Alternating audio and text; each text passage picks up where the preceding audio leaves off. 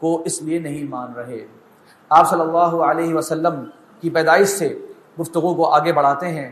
آپ صلی اللہ علیہ وسلم کی پیدائش کے سال میں جو واقعہ پیش آیا تھا اس کا آپ کے سامنے گزشتہ جمعے میں ذکر کیا تھا، حادثۃ الفیل، ہاتھیوں والا واقعہ۔ اور یہ واقعہ عرب میں اتنا مشہور ہو گیا کہ آپ صلی اللہ علیہ وسلم کے پیدائش کے سال کو عرب لوگ اسی سے یاد رکھتے ہیں کہ ہاتھیوں والے واقعے کے سال میں آپ صلی اللہ علیہ وسلم کی پیدائش ہوئی۔ دوسری تاریخ جو ہمارے ہاں استعمال کی جاتی ہے، جسے ہم لوگ عیسوی تاریخ کہہ دیتے ہیں، اس کے حساب سے 570 یا 571 یہ عیسوی سال کی تاریخ یہ بیان کی جاتی ہے آپ صلی اللہ علیہ وسلم کی پیدائش کی۔ اس میں بھی ایک ویسے تنبیہ کے طور پہ عرض کرنا چاہتا ہوں کہ ہمارے یہاں انگریزی کلچر میں جب ہم یہ تاریخ لکھتے ہیں تو آپ دیکھیں گے کہ عام طور پہ لکھا جاتا ہے 570 یا 571 AD۔ بعض حضرات سمجھتے ہیں اس کا مفہوم یہ ہے کہ حضرت عیسیٰ کے وفات کے بعد والا سال، یعنی کہ آفٹر دی ڈیتھ، جبکہ درست بات یہ نہیں۔ یہ ایک لاطینی زبان کا لفظ ہے اور اس کا مفہوم اور مقصد یہ ہوتا ہے کہ خدا کا سال، the year of the Lord، اس کے ترجمہ یہ کرتے ہیں۔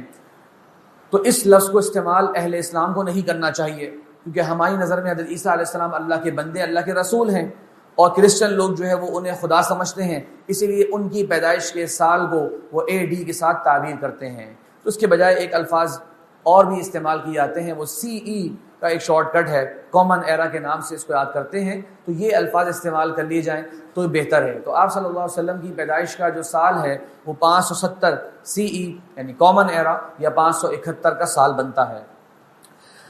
اس بارے میں کوئی شک نہیں، کوئی اختلاف نہیں کہ آپ صلی اللہ علیہ وسلم کی پیدائش پیر کے دن ہوتی ہے۔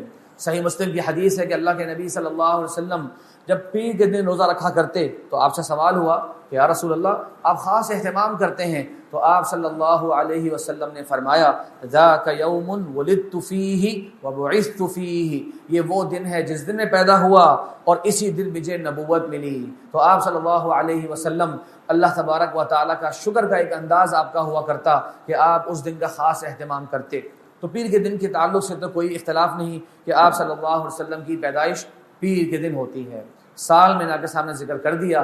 مہینے کے تعلق سے بھی ضروری اور مشہور رائے تمام کے تمام مورخین کی یہی بات ہے کہ وہ ربیع الاول کا مہینہ تھا، یعنی کہ اسلامی کیلنڈر کے حساب سے تیسرا مہینہ۔ البتہ وہ تاریخ کیا تھی، اس کے اندر اہل تاریخ کا پورا کوئی ایک متفقہ بات نہیں۔ بہت سے مورخین جیسا کہ امام ابن کثیر رحمہ اللہ نے ذکر کیا، جو کہ بہت بڑے ہمارے مورخ ہیں، ان کی مشہور کتاب ہے البدایہ والنہایہ، یعنی کہ تاریخ آدم علیہ السلام سے لے کر اپنے زمانے تک کی پوری تاریخ انہوں نے درج کری۔ 24 ضخیم جلدوں کے اندر یہ مشہور کتاب ہے البدایہ والنہایہ۔ اس میں وہ ذکر کرتے ہیں کہ ایک رائے یہ پائی جاتی ہے کہ آپ صلی اللہ علیہ وسلم کی پیدائش ہوئی 2 ربیع الاول۔ اب دیکھیے 2 ربیع الاول، اور ایک بڑی تعداد کی یہ بھی رائے پائی جاتی ہے کہ پیدائش آپ کی ہوئی ہے 8 ربیع الاول، اور ایک اور قول ہے 9 ربیع الاول، اور وہ بھی قول جو ہمارے یہاں زیادہ مشہور ہو چکا ہے 12 ربیع الاول، یقیناً وہ بھی کہا گیا۔ لیکن اس تعلق سے کوئی بھی قطعی اور کوئی بھی حتمی بات جسے کہا جائے کہ جناب یہی صحیح ترین بات ہے، یہ نہیں ملتی۔ اور اس کی بہت ہی جسے کہتے ہیں منطقی وجہ ہے، اور منطقی وجہ یہ ہے کہ تاریخ باقاعدہ یاد رکھنا یہ اس وقت کے لحاظ سے ایک ضروری عمل نہیں ہوا کرتا، نہ ہی آج سے آج اگر 50-60 سال پہلے کی بات ہم دیکھ لیں، آپ حضرات نے سنا ہوگا کہ جو پیدائش ہو جایا کرتی تو گھر کے اندر کوئی بڑے کسی کاپی پر لکھ دیا کرتے۔ اب اگر وہ کاپی محفوظ رہی تو وہ تاریخ پیدائش لوگوں کو یاد رہے گی، اب وہ محفوظ نہیں رہی تو وہ تاریخ پیدائش بھی لوگوں کو یاد نہیں رہتی۔ آج سے کوئی 30-40 سال پہلے تک کا بھی لوگوں میں رواج تھا، یہ کوئی غیر معمولی بات نہیں۔ اور یقیناً جب آپ صلی اللہ علیہ وسلم کی پیدائش ہوئی ہے تو معلوم تو نہیں کہ یہ نبی کی پیدائش ہوئی ہے، نہ ہی آس پاس کے لوگوں کو معلوم ہے، اس لیے کوئی خاص اہتمام نہیں کیا گیا کہ اس تاریخ کو اس وقت درج کر دیا جائے۔ بہرحال یہاں پر ایک تنبیہ میں یہ کرتا چلوں، اور بہت سوچنے کی بات ہے کہ جب یہ تاریخ پیدائش معین طور پہ معلوم نہیں تو اس دن کی پھر ایک غیر معمولی اہمیت لوگوں کو باور کرانا یہ بھی محل نظر ہے، اور پھر اس دن کے اندر خاص قسم کے رسم و رواج کو انجام دینا جو ہمارے معاشرے میں دیے جاتے ہیں، یہ سب بھی محل نظر ہے۔ اگر صحابہ کرام ذرا غور کیجیے اس پہلو پر، اگر صحابہ کرام اس دن کو کسی بھی انداز سے سیلیبریٹ کیا کرتے جس طرح ہمارے یہاں اب ایک رواج بنتا جا رہا ہے تو یقیناً اس کی تاریخ طے ہوتی، پھر تو اس کی تاریخ میں کوئی اختلاف نہ ہوتا۔ پہلے تو اختلاف تھا، لیکن چونکہ صحابہ کرام ایک خاص دن کو کچھ خاص اعمال اگر کیا کرتے تو وہ دن معلوم ہوتا۔ جب وہ دن معلوم نہیں، صحابہ کے دور کے بعد بھی معلوم نہیں، اس کا مطلب کہ وہ دن بھی صحابہ کرام کی زندگی میں عام کیلنڈر کے دنوں کی طرح گزر جایا کرتا۔ ہاں، پیر کے دن کا روزہ رکھنے کا وہ پورے سال کا اہتمام ہے، 12 کے 12 مہینوں کا اہتمام موجود ہے۔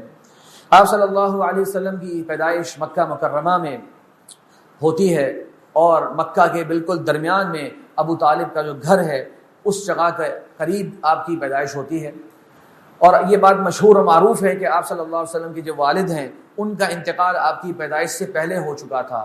وہ مدینہ منورہ گئے اپنے عزیز و اقارب سے ملنے کے لیے، اپنے والد کے ننیال سے ملنے کے لیے، یعنی کہ جو عبد المطلب ہیں ان کی شادی مدینہ منورہ کی ایک خاتون سے ہوئی، یعنی کہ آپ صلی اللہ علیہ وسلم کی جو دادی ہیں ان کا تعلق مدینہ منورہ جو کہ اس وقت یثرب کے نام سے جانا جاتا وہاں سے تھا۔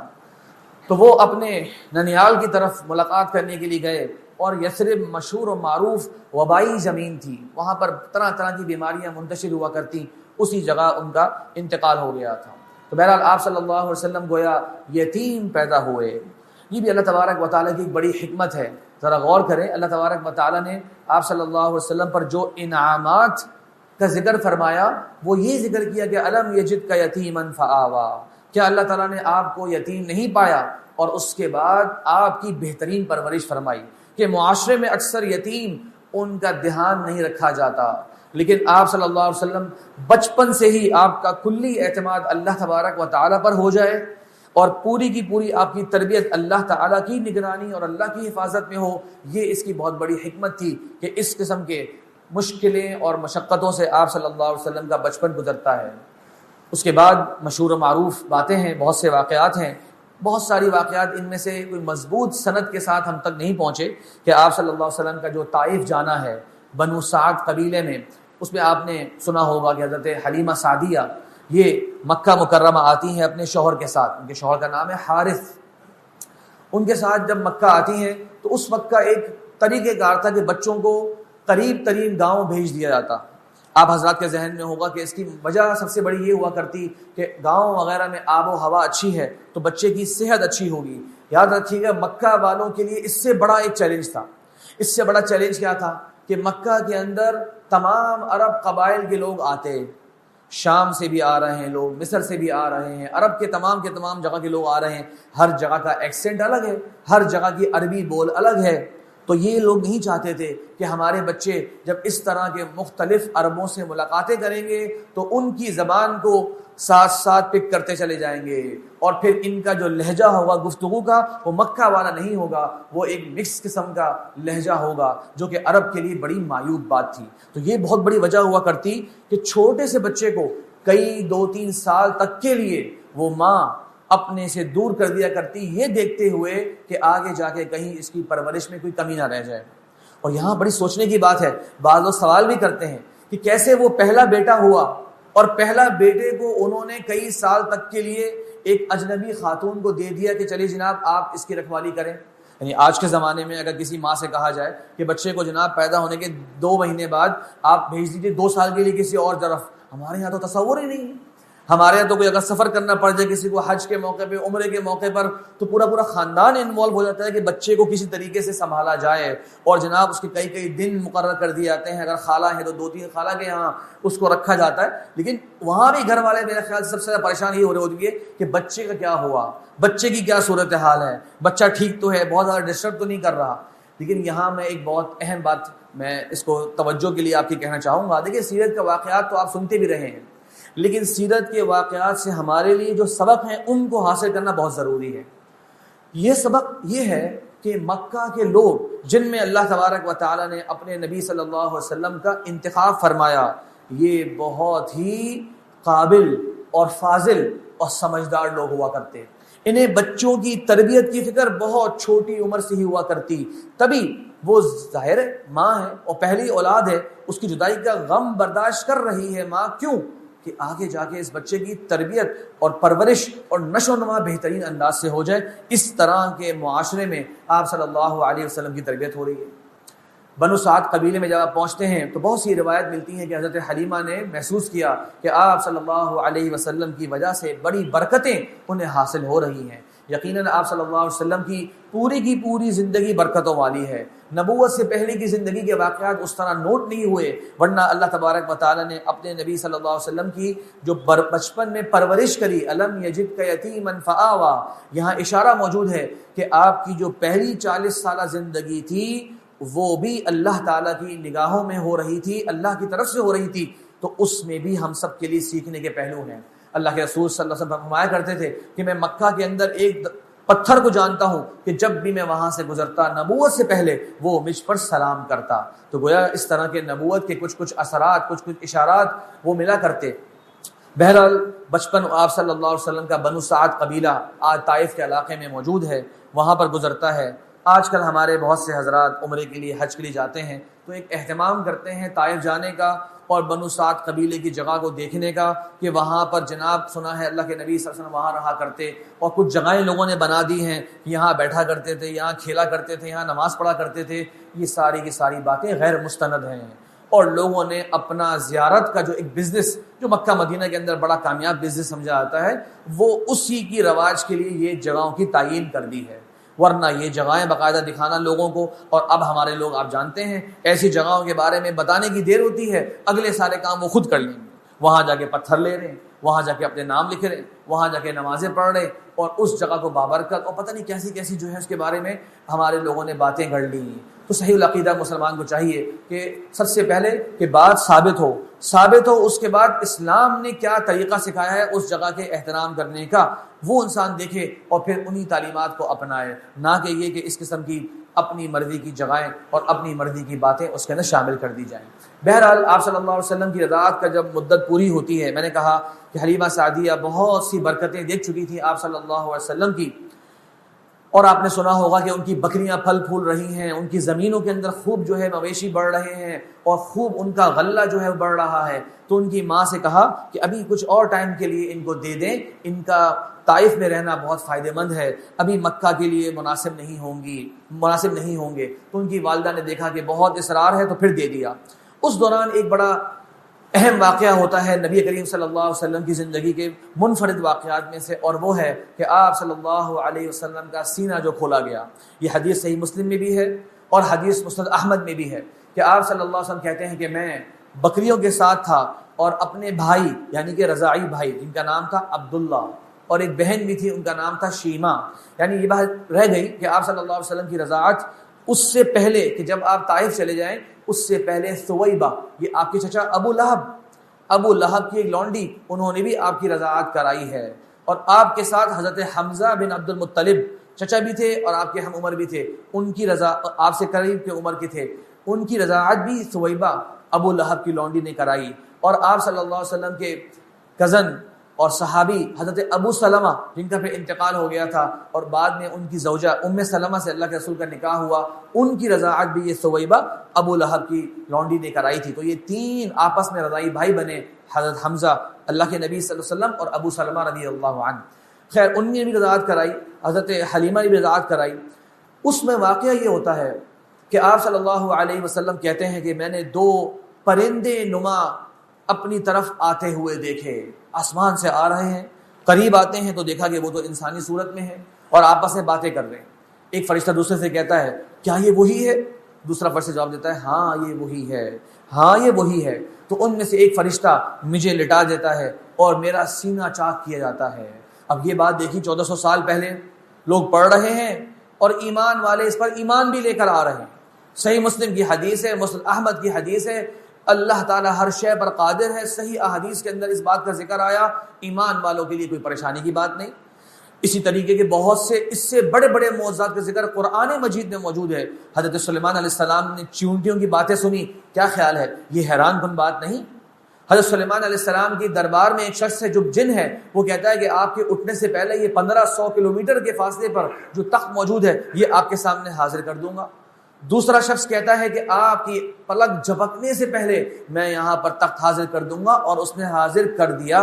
تو یہ معجزات ہیں، یہ اللہ تبارک و تعالیٰ نے ان کا ذکر قرآن میں بھی کیا۔ بہت سے حضرات سمجھتے ہیں کہ یہ ذکر احادیث میں آیا اور یہ احادیث میری عقل میں نہیں آتی، اور جب احادیث ہمارے عقل میں نہیں آتی تو پھر ہمیں اس کو ماننے کی ضرورت نہیں۔ یہی ساری اس سے بڑی بڑی وہ چیزیں ہیں جو قرآن مجید کے اندر موجود ہیں۔ آپ بتائیے پھر تختہ مشق بنائیے قرآن مجید کو۔ ہاں قرآن پر آ کے بولیں گے نہیں قرآن کے بارے میں تو ہم یہ نہیں کہہ سکتے، اس کی کوئی نہ کوئی توجیہ تلاش کرنی پڑے گی۔ جب آپ اس کی کوئی نہ کوئی توجیہ تلاش کر رہے ہیں تو حدیث کے اندر بھی وہی معاملہ ہے۔ وہاں بھی آمنا وصدقنا کل من عند ربنا، سب کچھ ہمارے رب کی طرف سے ہے۔ یہاں بھی آمنا وصدقنا والا انسان کا کردار ہونا چاہیے۔ بہرحال اللہ کے نبی صلی اللہ علیہ وسلم نے بیان فرمایا کہ میرا سینہ کھولا گیا، میرے دل کو انہوں نے نکالا، اور اس میں سے دو روایات ہیں، صحیح مسلم کی حدیث ہے کہ کچھ ایک حصہ الگ کیا، اور مسند احمد کے الفاظ ہیں کہ دو لکیریں یا دو فیتے نما اشیاء، یا آپ اسے کہہ سکتے ہیں کوئی نہ کوئی وینز ہو سکتی ہیں، کوئی نہ کوئی نس ہو سکتی ہے، اس سے الگ کیا اور کہا کہ یہ شیطان کا آپ میں نصیب تھا جو اللہ کے حکم سے آپ سے الگ کیا جا رہا ہے۔ یعنی بچپن سے ہی آپ صلی اللہ علیہ وسلم کی ایک حفاظت ہو اللہ تبارک و تعالیٰ کی طرف سے، تو یہ ایک ظاہری عمل بھی بتایا گیا۔ اور یہاں بڑی اہم بات ہے، اور وہ کیا؟ دیکھیے نبی کریم صلی اللہ علیہ وسلم کے ساتھ اللہ تعالیٰ چاہتا اس عمل کے بغیر بھی ان کی حفاظت اللہ تعالیٰ فرما دیتا، لیکن یہ سب چیزیں دنیا کے اسباب کے دائرے میں جب ہوتی ہیں تو انسان کو سمجھ آ جاتا ہے کہ میں نے بھی اپنی خیر اور بھلائی کے معاملات کو حاصل کرنے کے لیے اسباب کو اختیار کرنا ہے۔ ما وراء الاسباب اشیاء موجود ہیں، لیکن اس پہ دھیان انسان کا ایسا نہ جائے کہ بس ساری فکر یہ لگی رہے بس کسی طرح سے یہ کام خود بخود ہو جائے، مجھے کچھ نہ کرنا پڑے۔ بات سمجھ میں آ رہی ہے؟ تو یہ والا پہلو ذہن میں رکھیے کہ آپ صلی اللہ علیہ وسلم کے ساتھ اللہ تعالیٰ چاہتا یہ چیز مانوی طور پہ ہو جاتی، ضرورت نہیں تھی کہ کوئی فرشتے آتے اور باقاعدہ لٹاتے اور سینہ کھولتے، پھر دل نکالا جاتا، زمزم سے دھویا جاتا، نہیں، یہ سب کچھ کیا گیا تاکہ یہ بات سمجھ میں آ جائے کہ اللہ تعالیٰ دنیا کے اسباب سے ہی گزار کر اپنے نبی صلی اللہ علیہ وسلم کے لیے ایک خاص معاملہ اس کو اللہ تعالیٰ نے چنا اور پھر اس کو نافذ فرمایا۔ اس طریقے سے آپ صلی اللہ علیہ وسلم کا دل صاف کیا گیا۔ والدہ جب پہنچتی ہیں حلیمہ سعدیہ تو بیٹا جو ہے وہ گھبراہٹ کے عالم میں ہے، خود سے اندازہ لگاتی ہیں کہ شاید کوئی جنات وغیرہ کا اثر آ گیا، شاید کوئی جن نے آ کر آپ کو تکلیف پہنچانا چاہیے، تو وقت سے پہلے ہی جا کر ان کی والدہ کو بیٹے کو واپس کراتی ہیں۔ اس طرح آپ صلی اللہ علیہ وسلم دوبارہ سے اپنی والدہ کے پاس آ جاتے ہیں۔ اب والدہ کے ساتھ 6 سال کی عمر ہے کہ آپ صلی اللہ علیہ وسلم مدینہ منورہ جاتے ہیں۔ مدینہ منورہ کیوں؟ میں نے ذکر کر چکا ہوں آپ کو کہ آپ کے دادا کے جو ننیال ہے ان سے ملاقات کرانے کے لیے، وہ قبیلہ ہے بنو نجار، اور یہ خزرج کا مشہور قبیلہ تھا، یعنی کہ انصار کے جو 2 بڑے قبائل ہیں اوس و خزرج، ان میں خزرج قبیلے کے ایک قبیلے کا نام بنو نجار ہے، اس سے تعلق تھا ان کی دادی کا۔ تو آپ صلی اللہ علیہ وسلم کو ان سے ملوانے کے لیے لے کے جاتی ہیں، اور ان کے والد کی قبر بھی وہاں موجود ہے وغیرہ وغیرہ۔ واپسی پہ وہاں سے مکہ مدینہ کے درمیان ایک جگہ ہے ابوا، اس طرح پہنچ کے ان کی والدہ کا بھی انتقال ہو جاتا ہے۔ تو 6 سال کی عمر میں آپ صلی اللہ علیہ وسلم یتیم الابوین بن جاتے ہیں۔ یاد رکھیے گا یتیم کا مطلب عربی زبان کے اندر اتنا ہوتا ہے کہ اس کا باپ نہیں یا اس کی ماں نہیں، اور اگر کہہ دیا جائے یتیم الابوین تو اس کا مطلب ہوتا ہے کہ ماں باپ دونوں نہیں۔ بہت سے حضرات کو دیکھا گیا کہ وہ یتیم کی ٹرانسلیشن کر رہے ہوتے ہیں کہ مسکین کی ٹرانسلیشن کر رہے ہوتے ہیں کہ اس کا باپ نہیں ہے یا ماں نہیں، مسکین ہوتا ہے جس کے پاس مال و دولت نہ ہو، البتہ یتیم اسے کہتے ہیں کہ جس کا یا تو باپ فوت ہو چکا ہو یا ماں یا پھر دونوں۔ تو 6 سال کی عمر میں آپ صلی اللہ علیہ وسلم کو اس سفر سے واپس جو لے کر آتی ہیں وہ ایمن ہیں۔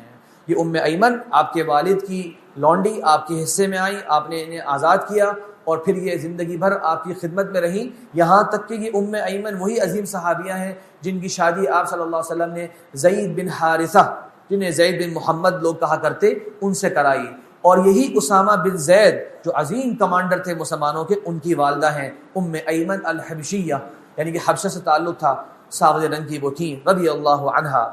ان کے ساتھ آپ صلی اللہ علیہ وسلم دوبارہ سے مکہ مکرمہ پہنچ جاتے ہیں۔ اب مکہ آ کے آپ اپنے دادا کی پرورش میں آ گئے، دادا بہت خیال رکھتے، اور یہ بات یاد رکھیے گا کہ دادا نے ہی آپ کا نام محمد رکھا، محمد جس کی تعریف کی گئی، جس کی خوب ذکر کیا جاتا ہے، خوبصورتی کے ساتھ، تعریف کے ساتھ، یہ ہے محمد کا مطلب، یہ دادا نے رکھا۔ اور دادا جو ہے وہ مکہ کے سردار ہونے کے ناطے ہر بڑی محفل میں اپنے پوتے کو ساتھ لے کے جاتے، ہر جگہ ان کو آگے رکھتے، خاص قسم کی شفقت اور محبت کرتے۔ 8 سال کی عمر میں دادا کا بھی انتقال ہو جاتا ہے۔ پھر آپ اپنے چچا ابو طالب کی کفالت میں آ جاتے ہیں۔ ابو طالب کی کفالت میں آپ رہے یہاں تک کہ آپ صلی اللہ علیہ وسلم شادی ہو جاتی ہے۔ اس وقت تک آپ صلی اللہ علیہ وسلم چچا آپ کے ساتھ رہتے ہیں۔ اس کے دوران کی بھی بہت سے واقعات ہیں، ایک دو واقعات بیان کر کے بات آج سے مکمل کرتے ہیں۔ آپ صلی اللہ علیہ وسلم کی جب عمر 12 سال پہنچی تو آپ صلی اللہ علیہ وسلم اپنے چچا ابو طالب اور مکہ کے کچھ لوگوں کے ساتھ سفر شام کرتے ہیں۔ یہ بھی وہی بات ہے، اہمیت والی بات ہے کہ 12 سال کا بچہ جو ہمارے یہاں آج کل ہم اسے کہتے ہیں شاید ابھی دکان سے کچھ سامان لینے کے لیے بھی وہ تیار نہ ہو کہ وہ بہتر انداز سے سودا لے سکے، اس زمانے کے لوگ اسے امپورٹ اور ایکسپورٹ کے معاملات سکھانے کے لیے، مکہ کے لوگوں کی اکثر تجارت کپڑے کی تجارت ہوا کرتی، اس کے لیے وہ سفر کرا رہے ہیں، مہینوں کا سفر۔ تو آپ صلی اللہ علیہ وسلم اس موقع پر بصرہ گئے۔ بصرہ یہ جارڈن کا ایک شہر ہے آج کے زمانے میں، ایک ہے بصرہ، وہ عراق میں ہے، وہ الگ ہے۔ آپ صلی اللہ علیہ وسلم شام کے بصرہ کے علاقے میں جب پہنچتے ہیں تو وہاں پر ایک راہب سے آپ کی ملاقات ہوتی ہے جسے بحیرہ الراہب کہتے ہیں۔ اس کے تعلق سے روایت میں بہت زیادہ کمزوریاں ہیں، لیکن اکثر محدثین کہتے ہیں کہ یہ اصل واقعہ بہرحال ثابت ہے، اس کی بہت سی تفصیلات کمزور ہیں۔ اصل واقعہ یہ ہے کہ جب وہاں پہنچتے ہیں تو وہ بحیرہ الراہب آپ کو بہت ہی زیادہ حیرانی سے دیکھتا ہے۔ راہب مطلب پاسٹر، ان کا کوئی کرسچنز کا بڑا پیشوا تھا جو وہاں رہا کرتا تھا۔ بڑی حیرانی سے دیکھتا ہے اور پھر سوال کرتا ہے کہ اس کے والد کون ہیں؟ تو ابو طالب آگے بڑھ کے کہتے ہیں کہ میں اس کا والد ہوں، یعنی کہ ظاہر ہے ایک اجنبی شخص جب پوچھتا ہے تو چچا بول دیتا ہے اپنے بھتیجے کے بارے میں کہ میرا بیٹا ہے، تمہارا اس سے کیا لینا دینا؟ تو وہ بحیرہ کہتا ہے کہ تم اس کے والد نہیں ہو اور اس کے والد کو زندہ بھی نہیں ہونا چاہیے اس وقت۔ اب ابو طالب بڑے پریشان کہ کیسے اسے یہ بات معلوم ہوئی کہ میں اس کا والد نہیں ہوں اور اس کے والد کو زندہ بھی نہیں ہونا چاہیے ابھی تک؟ تو کہتے ہیں ہاں یہ میرے بھائی کا بیٹا ہے، ہاں یہ میرے بھائی کا بیٹا ہے، اور یہ بھائی کا انتقال تب ہو گیا تھا جب یہ اپنی ماں کے پیٹ میں حمل سے تھا۔ تو راہب کہتا ہے بالکل سچ کہا تم نے، یعنی یہ بات بھی تم نے سچ کہی کہ اس بچے کا والد اس وقت انتقال کر گیا تھا جب یہ دنیا میں آیا بھی نہیں تھا۔ اب یہ مکہ کے لوگ بڑے پریشان ہوئے، کیا مطلب تمہارا؟ تمہیں یہ بات کیسے معلوم ہوئی کہ یہ سچ کہہ رہے ہیں؟ تو پھر انہوں نے بتایا کہ جب یہ آپ لوگ قافلہ آپ کا آیا، ہر پتھر ہر درخت وہ اس نبی کے لیے ایک جھکنے کے انداز میں نے دیکھا، اور یہ ہماری کتابوں کی روشنی میں ایک نبی کی نشانیاں ہیں۔ اور بھی بہرحال انہوں نے اس سے مکالمہ کیا، جیسے کہ میں نے کہا کہ بہت زیادہ مستند روایتیں نہیں ہیں، لیکن یہ معلوم ہوتا ہے کہ اس نے اختتام کلام میں یہ کہا کہ جلدی سے اس بچے کو یہاں سے لے جاؤ اور یہود سے اس بچے کو بچا کے رکھنا۔ کیسے؟ اب معلوم کر چکے ہیں کہ یہ بچے کا نسب جو ہے وہ جا کے ملتا ہے 20ویں دادا میں عدنان سے، اور عدنان جو ہیں وہ اسماعیل علیہ السلام کی اولاد میں سے ہیں۔ یہ عرب کو سب کو معلوم تھی بات، اور وہ جانتے ہیں کہ شام میں یہودی اور حجاز میں، مکہ مدینہ کے اطراف میں یہودی جو آباد ہیں وہ سارے کے سارے آباد اسی لیے ہیں کہ وہ بنو اسحاق میں سے آخری نبی کا انتظار کر رہے ہیں، اور یہود کی خصلت وہ جانتے ہیں کہ یہ تو انبیاء کو قتل کرنے والے ہیں، پچھلے انبیاء کو قتل کر چکے ہیں، تو کیسے اس بچے کو برداشت کریں گے کہ یہ بچہ بنو اسماعیل میں سے آیا ہے اور وہ ساری کی ساری صفات جو آخری نبی کی ہمیں بتائی گئی وہ ساری پوری ہو رہی ہیں۔ تو بتا دیا کہ یہود سے اس بچے کو بچانا، اگر انہیں معلوم ہو گیا اس بچے کا تو وہ ابھی سے اسے نقصان پہنچانے کی کوشش کریں گے۔ بہرحال یہ بچپن کے واقعات میں سے واقعہ آتا ہے۔ اس کے بعد 2 مشہور واقعات آپ کی سیرت میں ملتے ہیں، آپ کی شادی سے پہلے والے دورانیے کے۔ ایک واقعہ آتا ہے جس میں ہے حرب الفجار۔ حرب الفجار، فجار کہتے ہیں گناہ گاروں کو۔ فجار کی واقعہ یہ ہے کہ حرمت والے جو 4 مہینے ہیں اس میں عرب لوگ فائٹ نہیں کیا کرتے تھے، یعنی کہ یہ مہینے ذوالقعدہ، ذوالحجہ، محرم، یہ تینوں ایک ساتھ، اور رجب کا چوتھا مہینہ، یہ حرمت والے مہینے، اسلام میں بھی یہ حرمت والے مہینے ہیں۔ تو عرب لوگ جنگ نہیں کیا کرتے تھے، لیکن قریش کی حوازن قبیلے سے ایک جنگ ہو گئی۔ تو بعض روایت میں آتا ہے کہ اللہ کے رسول کہتے ہیں کہ میں بھی اپنے چچاؤں کو تیر پکڑا رہا تھا، لیکن یہ مستند روایات نہیں، اور اہل علم یہ بھی کہتے ہیں کہ اللہ تعالیٰ نے شاید اپنے نبی صلی اللہ علیہ وسلم کو اس جنگ میں جو کہ حرمت کے مہینے میں ہو رہی تھی اور اس وقت کے حساب سے بھی ایک غلط کام تھا، اللہ تعالیٰ نے اپنے نبی کو محفوظ فرمایا۔ تو یہ واقعہ سیرت میں ملتا ہے، اسی میں تنبیہ کر دی کہ یہ مستند واقعہ نہیں کہ آپ صلی اللہ علیہ وسلم اس جنگ میں شریک ہوئے۔ دوسرا واقعہ، اور سے بات مکمل کرتے ہیں آج کی، وہ ہے حلف الفضول کا واقعہ۔ آپ نے شاید سنا ہوگا لفظ حلف الفضول۔ حلف کہتے ہیں معاہدے کو، ایک کانٹریکٹ کو۔ فضول کا مطلب یعنی کہ بیکار، اردو والا فضول، بیکار، بغیر کسی مقصد کے۔ تو معاملہ یہ ہوا تھا کہ مکہ کا ایک شخص عاص بن وائل، اس کی تجارت تھی یمن سے ایک شخص زبید ایک شہر ہے وہاں سے تعلق رکھنے والے شخص کے ساتھ، وہ ہر سال آیا کرتا، اپنا پروفٹ لیتا اور چلا جاتا۔ ایک مرتبہ وہ آیا مکہ مکرمہ تو یہ عاص بن وائل نے کہا تمہارا اس سال کوئی پروفٹ نہیں، واپس جاؤ، اس سال تو میں کچھ نہیں دوں گا۔ وہ بڑے عرب قبائل کے پاس گیا کہ بھائی میری مدد کریے، میں مسافر ہوں، یہ شخص میرا حصہ نہیں دے رہا۔ سب نے مدد کرنے سے انکار کر دیا۔ وہ قریب میں ایک بڑے پہاڑ کے پر چڑھتا ہے اور وہاں بڑے اچھے سے اشعار کہتا ہے، مظلومیت کے اشعار پڑھتا ہے۔ تو اس موقع پر زبیر بن عبد المطلب جو کہ آپ صلی اللہ علیہ وسلم کے چچا ہیں، وہ جب یہ بات سنتے ہیں تو کہتے ہیں اس کی مدد کی جائے گی، اس مظلوم کا ضرور ہم ساتھ دیں گے۔ تو عبداللہ بن جدعان ایک بزرگ شخصیت اس کے گھر میں جمع ہوتے ہیں عرب کے بہت سے قبائل، اور فیصلہ کر لیتے ہیں کہ ہم اس مظلوم کو عاص بن وائل سے حق دلا کر رہیں گے۔